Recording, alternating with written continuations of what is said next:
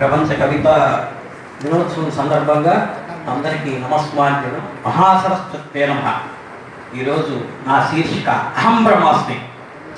ఈ నవరస నటనా సందర్భంలో రంగరించిన రంగస్థలిపై రంగమార్తాండ అనే నేను నటుణ్ణి కాదు, మహానటుణ్ణి అనే అహం బ్రహ్మాస్మి నరనరాల్లో ప్రవహిస్తూ నటరాజ తాండవం చేస్తుంటే ఆ సమయం ఆకాశం మంత్రాలయం, అభిమానుల కరతాళధ్వనులు, నివురుగెత్తిన విషపనాలు, కోరెత్తించే సమరశంకా నాదాలు, గర్జించే డమరక శబ్దాలు, నైరుత్యం నందీశ్వరుడి నటవైభవం, ఈశాన్యం ప్రళయకాలు శివతాండవం, వాయువం వారాహి ఆత్మవాదం, ఆగ్నేయం ఆకాశలింగం, శృంగేశ్వరుడి భంగిమలతో భీకరంపజేస్తే, పంచభూతాత్ముడు ప్రసన్నాత్ముడే ప్రేరేపిస్తే అహం బ్రహ్మాస్మి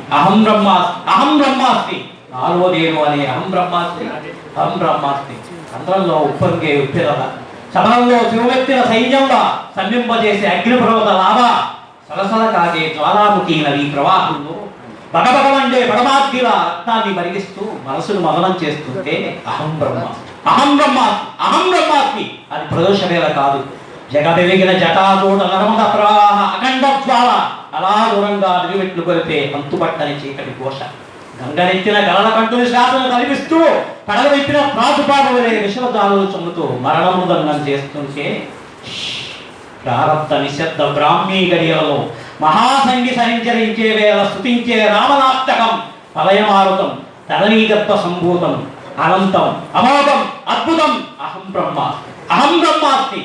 ఆపై నాలో నటనా ప్రతాపం నిలువెత్తు సమ్మంలా ధ్వజమెత్తి ఎరుపెక్కిన సూర్యప్రతాపుడి అగ్నిజ్వాలలో పాలించుని మరణఘోషలో గరుడు పక్షి గ్రీంకారంతో అహం బ్రహ్మాస్మి అనే రంగమాత్రే నన్ను నటనా సంద్రంలో దహనం చేస్తామని ఊహించలేదు నటరాజ సరస్వతి. ఈ అవకాశం అధ్యక్షుడి వారికి నమస్కారం.